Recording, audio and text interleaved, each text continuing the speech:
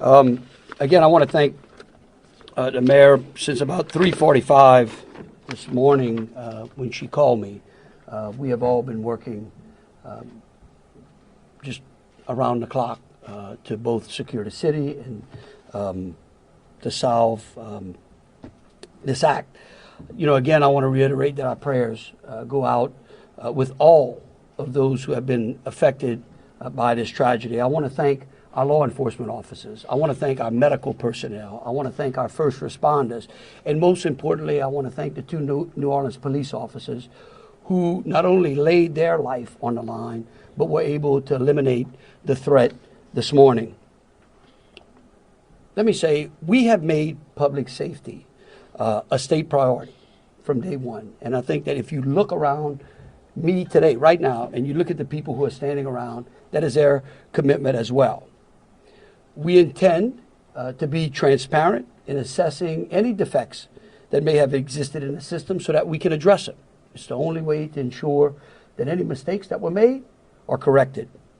Specifically, we have been trying and working very diligently to address security concerns in preparation for the Super Bowl since October. And it's interesting because, ironically, in preparation for the Super Bowl, I had intended to issue an emergency declaration tomorrow so that we could bring all of our federal, state, and local agencies to bear in preparation for the Super Bowl and Mardi Gras. But because of the events today, I have amended that emergency declaration and issued it today. So again, that declaration will allow our federal, state, and local partners to bring all of the resources necessary to get this city safe. In light of that executive order, I have also ordered the mobilization of a military police company. I've asked General Freelou to mobilize a military police company to assist both New Orleans Police and LSP and the FBI. It is important for our citizens and guests of this state to know that we are doing everything we can to secure their safety in this city. We want to make it clear the Superdome and the surrounding area is safe. But I've always said that the safety of this entire city is something that is always paramount to me.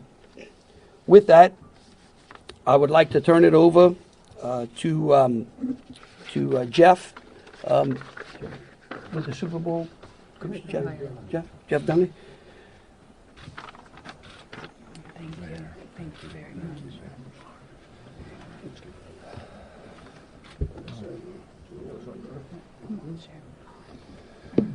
Good afternoon. Obviously, we wish we weren't here for this reason today.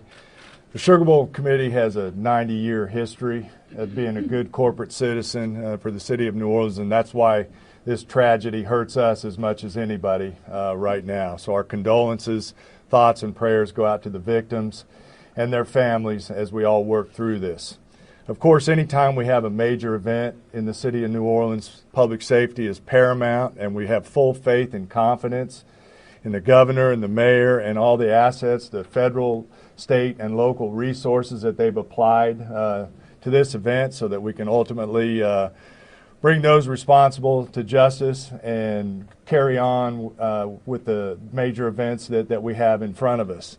Speaking of which, we were scheduled this evening to have a CFP quarterfinal played in the Superdome at 7:45. We have been in consultation with ESPN, with the College Football Playoff, with the Southeastern Conference, with the University of Georgia, with Notre Dame, all parties, and all agree that it's in the best interest of everybody in public safety that we postpone the game for 24 hours.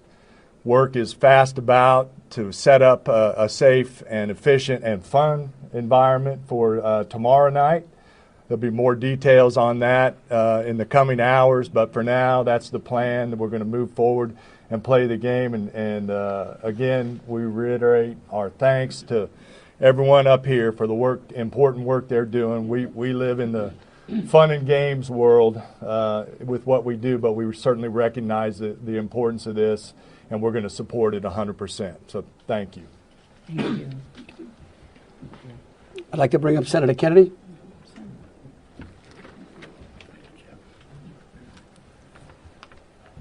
I wish I understood better why bad things happen to good people. If I make it to heaven, I'm going to ask. For those people who don't believe in objective evil, all you have to do is look at what happened in our city early this morning. I am, if this doesn't trigger the gag reflex of every American, every fair-minded American, I'll be very surprised. I'm here because these are my people. I'm here because these are my people's friends. I'm here because there are a lot of Louisianians that are scared tonight. I don't want them to be. There's a lot of information going around. Some of it is actually true. Some of it isn't. The federal government is now in charge of this investigation. By that I mean the White House, the FBI, the Department of Homeland Security, and the Department of Justice. I have not talked to the FBI. Maybe they've talked to my staff. I don't know. I did talk to the Secretary of Homeland Security a little while ago. And I told him that with all the respect I could muster, that we expect to put the full force and resources of the federal government behind this investigation. Our state troopers, our local police departments, our sheriffs, we've got many sheriffs here today, have been terrific so far. The federal government is cooperating with them. I hope that will continue. Here's what I want to ask from the federal government. Catch these people. Catch these people. And then tell the American people the truth. Now, I don't want you to tell us yet anything that's going to interfere with your investigation. And there are things that I've been told that I think are true that I'm not sharing with you today because it could interfere with their investigation. But after we get to the bottom of this, they need to tell the American people the truth, and the people of New Orleans the truth, and the people of America the truth. I think the mayor and the governor are very wise to postpone this ball game for 24 hours. There's just too much stuff we don't know, and it's just not worth it. But I guess my final point is, I will promise you this: I will, when it is appropriate and this investigation is complete, you will find out what happened and who was responsible. Or I will raise fresh hell. And I will chase those in the federal government who are responsible for telling us what happened, like they stole Christmas. Thank you, Senator. Thank you, Senator Kennedy. Congressman Carter, I think.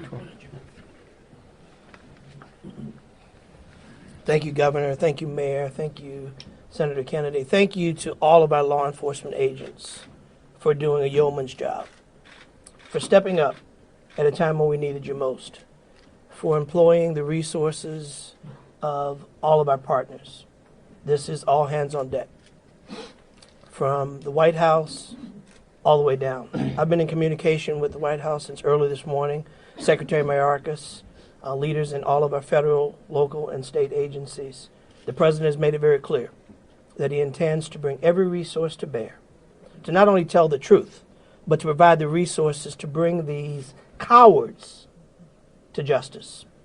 I want to personally thank the men and women in uniform who put their lives on the line to protect our citizens and our visitors. To our mayor and our governor for acting expeditiously and bringing us all together. To our sheriffs from the surrounding areas who have been Johnny on the spot, recognizing that if it happens in New Orleans, It can happen anywhere. We don't have the luxury of being myopic. In this community, we work together. We don't point fingers. We don't blame. We go after the bad guys. Let it be clear that the full faith and credit of the United States and every agency therein is on the ground, working. And for those who may have played a role in this horrific act of cowardice, we will find you. We will bring you to justice. New Orleans is a place that heralds its ability to protect its citizens, that heralds its ability to manage major events. Super Bowls, Sugar Bowls, Mardi Gras, Jazz Fest, Essence Festival. You name it, no one does it better than law enforcement in New Orleans and in the surrounding area. Kudos to those 2 officers who've been wounded. Our hearts go out to those who lost loved ones. Our hearts go out to those who are wounded and on the mend in the hospital. Citizens, now is the time to stay calm, to be vigilant. This is not a time to come out to sightsee. Listen to your federal, local, state officials. Be vigilant. If you saw something, say something. If you know something, tell someone. There are tip lines, there's information available. Please, all hands on deck. Rest assured that the decision that was made to postpone the game was not done lightly. It was done with one single thing in mind: public safety.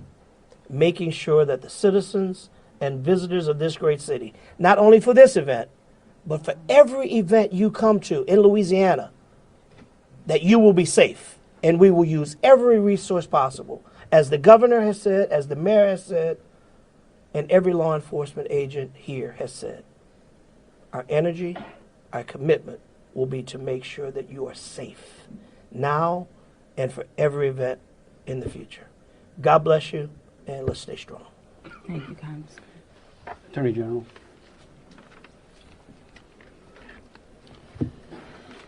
I first want to extend my sincerest condolences to the families of the victims. Parents got a phone call early this morning, that no parent ever wants to receive. And as a parent of children who come to New Orleans and spend time here, I know that that is just something that, you know, we hold our breath sometimes till they're home safe, and some people did not come home safe. And we also have some people who are fighting for their lives right now in the hospital. So I'd ask everyone to pray for them. They need our support and they need our prayers. This was a heinous act, a heinous, cowardly act, and we will find them and we will bring them to justice. My office will be providing both investigative and prosecutorial support to the City of New Orleans, to the District Attorney, Jason Williams at New Orleans, as I have done for months. We will continue to do that. We will provide the governor with whatever support that he needs, and the Governor's Office of Homeland Security, whatever support that they need. I'll be here to help. I will be here to stand with the City of New Orleans. We will bring them to justice. Thank you. Thank you. Thank you, Attorney. Thank you, Governor.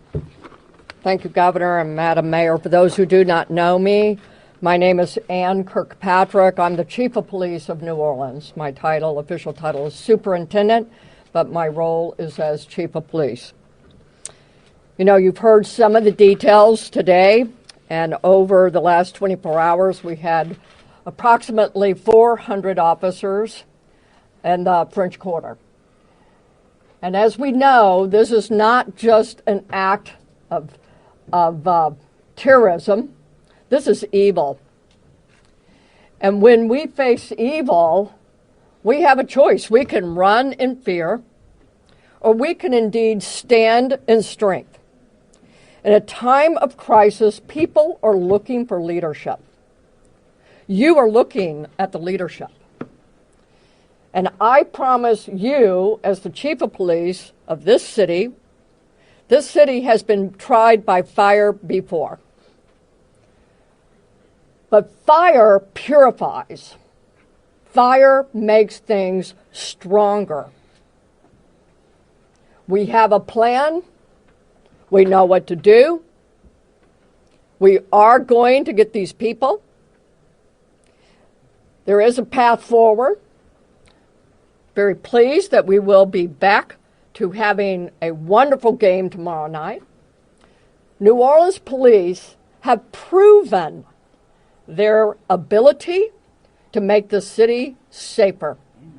Just 2 years ago, we were the murder capital of America. Today, from that time 2 years ago, we have driven our murder rate more than 50% down. So we have a track record. But this is different because it's terrorism. Now, I want to thank all of our law enforcement partners. You're fabulous, and we appreciate the partnership. But last night, 3 of our officers engaged this terrorist who shot at them. 3 of the officers returned fire. Those officers did not run in fear. I liked what the mayor said this morning. New Orleans police and all law enforcement is built. We are built for dealing with evil, with things that would cause others to be in fear, but instead our officers, and last night NOPD particular, stood strong. They did not run. They did kill the terrorist. We have 2 officers indeed who received gunfire. They will be okay. We have personally gone to see them. But this is leadership for you. And I promise, as the chief of police of this fantastic city, that I will be strong and firm and fearless. Thank you. Thank you, Chief. Thank you. In wrapping it up, I want to just close with a couple of things. I want to thank Senator Kennedy and Congressman Carter. I want to thank again all of our law enforcement officers out there. I want the families of the victims to know that I will be issuing an executive order that tomorrow, when Notre Dame plays Georgia, every flag of every state building in this state is going to be at half-mast. In remembrance of them, but remembering something else. That fear in this state is a liar. And these folks right here are going to make sure that justice is served. And for the citizens out there that were thinking, well, man, do I really want to go to the Sugar Bowl tomorrow? I tell you one thing, your governor's going to be there. That is proof, believe you me, that that facility in this city is safer today than it was yesterday.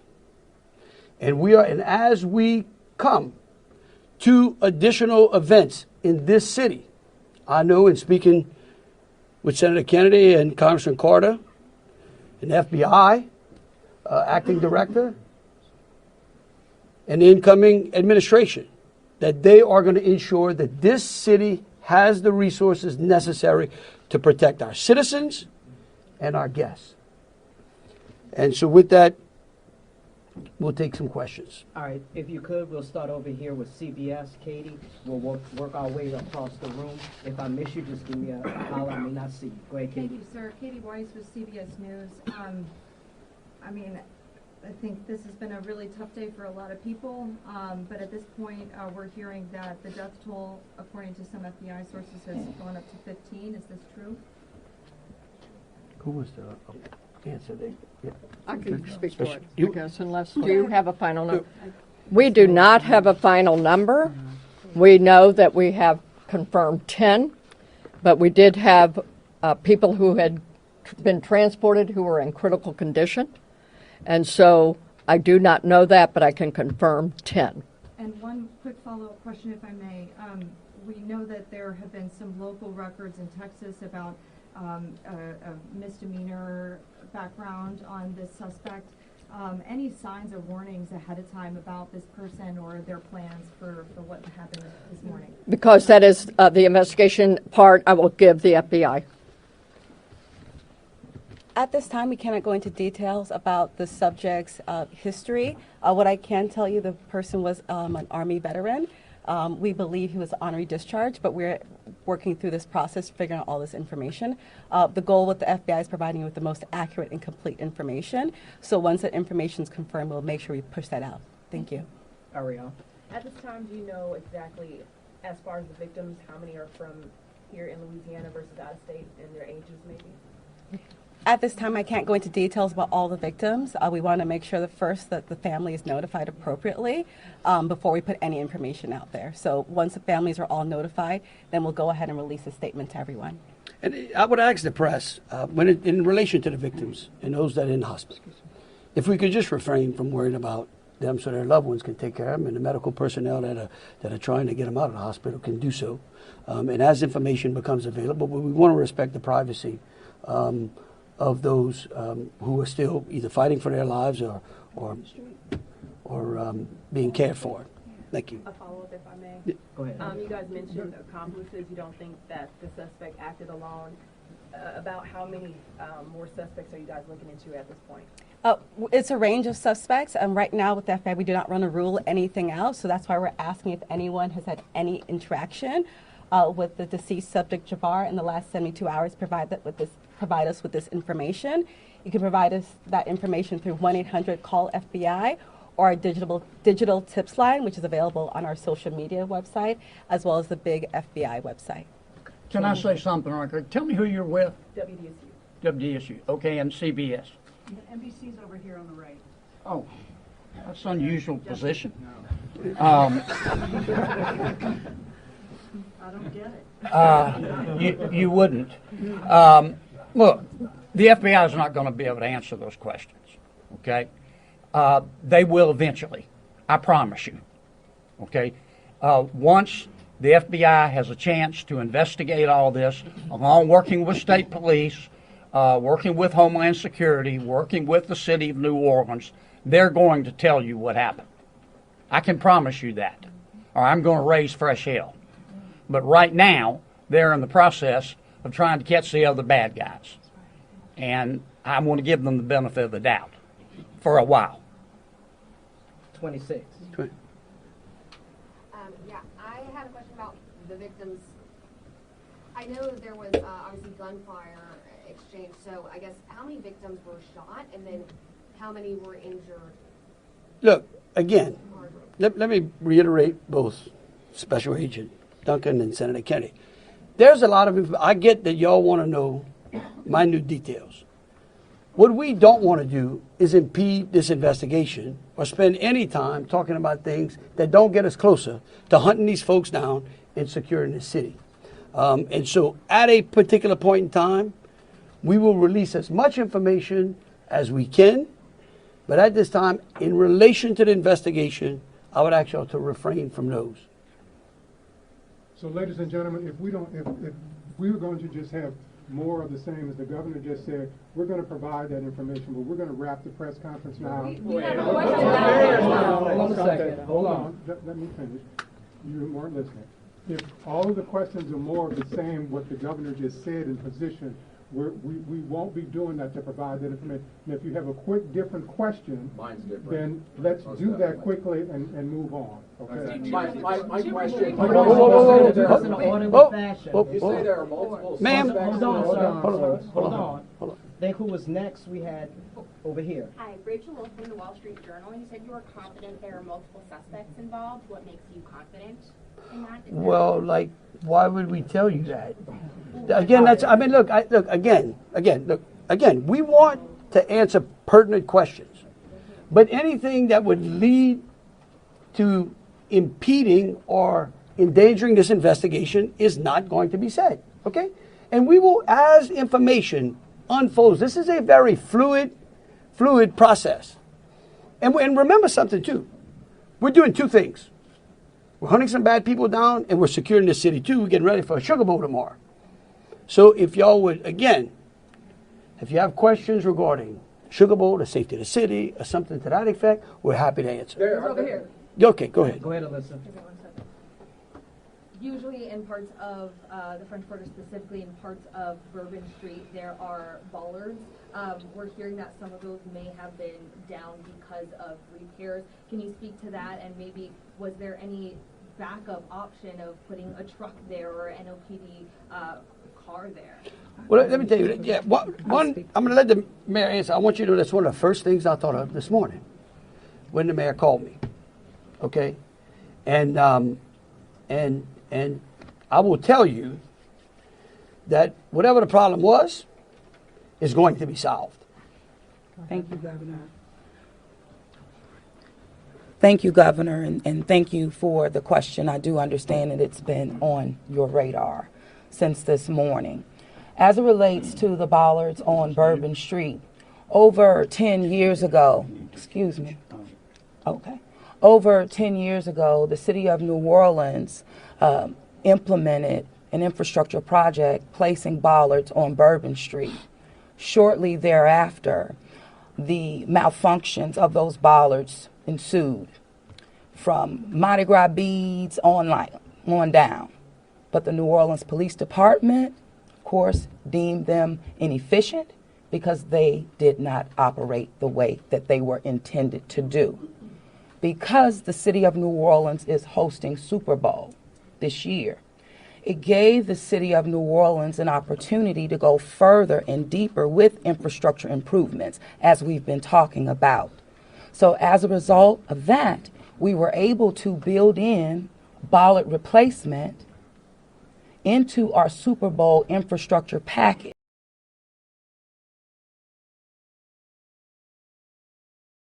That is nearing complete.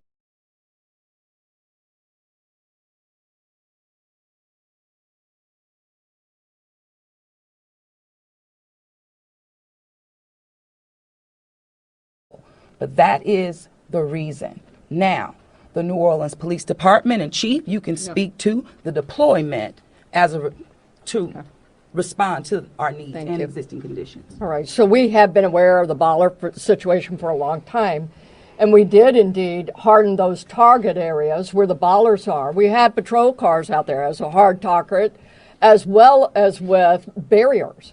Now, I want to share with y'all, if you did not know, that this particular terrorist drove around onto the sidewalk and got around the hard target, where he did have a car there, we had barriers there, we had officers there, and they still got around. Now, the wedges that you see out there as well, we knew that that had malfunction problems. And I want you to understand, let's say we put the wedge up and it got stuck. There is no way that ambulance could get in or out, people couldn't get in and out, so we knew that these were malfunction. So we did indeed have a plan, but the terrorist defeated it. Let me just say this. We recognize we got a problem right here, right? We're going to fix it. It is going to be a top priority as we go into the Super Bowl in Mardi Gras. And the solution that we're going to come up with is going to be a permanent one. It's going to be placed into the standard operating procedure of having major events and securing that quarter. A follow-up, if I may. Obviously, Super Bowl postponed till tomorrow, but I'm sure after that game, a lot of people are going to want to celebrate. Are there plans to keep Bourbon Street closed? What does that look like? So right now, Bourbon Street is an active crime scene, and the FBI is in charge of it. When they clear it, and it does not become an active crime scene anymore, we're going to open it up. Potentially. Olivia Young with Fox 8. Can we ask about this military police presence that you want to call it? Is this a private security like Blackwater? Also, would that be a first that a private security firm is mobilized to supplement local and state law enforcement? No. We're not. This is our National Guard. Yeah. These are our citizens that we bring in. It's a military police company. That we recognize we need some more resources. We need some more boots on the ground. Because again, what we're doing now is twofold.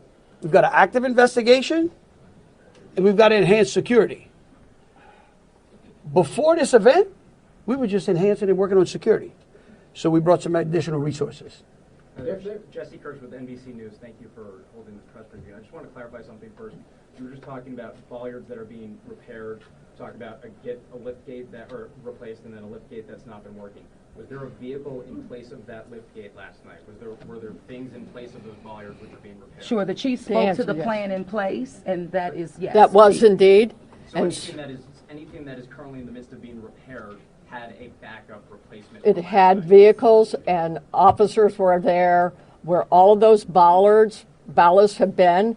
We had that. We knew. So we did have it. And like I said, in this particular case, terrorists just went all the way around up onto the sidewalk.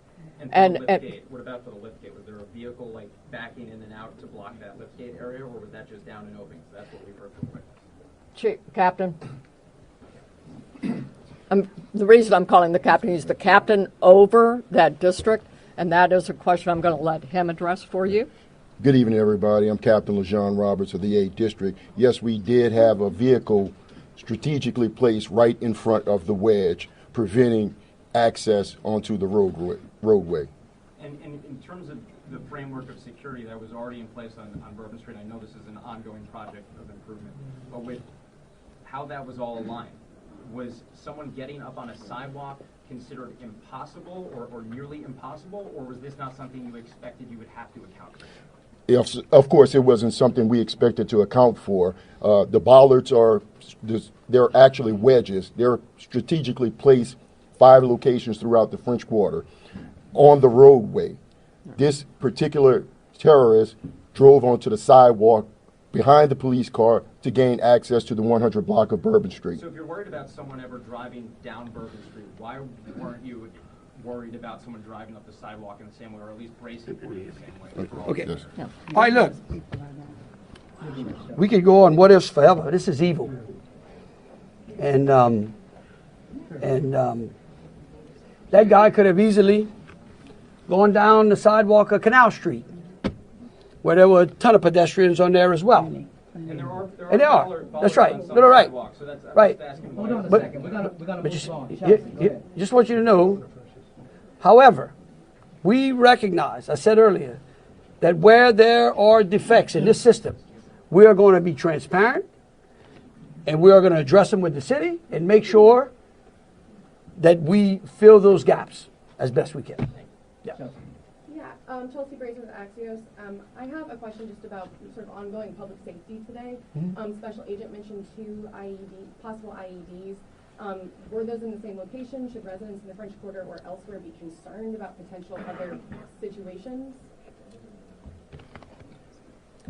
The 2 IEDs, they were in different locations, and what we've done in conjunction with our local and state partners, we've gone through and done a sweep to identify anything that we thought was suspicious, and we have not. However, as I said before, if the public sees something, please reach out to us so that way we can go through and verify that we did not miss anything. But we conducted initial sweeps, I think, starting shortly after our initial So I'm going to thank you, Agent. I do want to share that we have a plan, and we have been implementing that plan. One of those plans is that we have swept all of these areas. The word swept means we have put officers out there as a grid, walking down the streets, every street in the French Quarter, looking for suspicious packages, bags, ice chests, you name it. And they have been walking it as a grid. We've been doing the same thing on Poydras and all the accesses into the Superdome.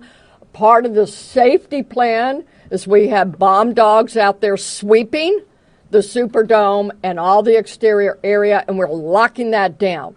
That will be locked down through the game tomorrow. So that's a part of that safety plan, and we've already been implementing it. Okay, thank you all for coming out. Question back here for the governor on the MPs. How many MPs will be deployed to New Orleans? Right now, there's I think it's a General Freelo 100. 100. 100. Yep.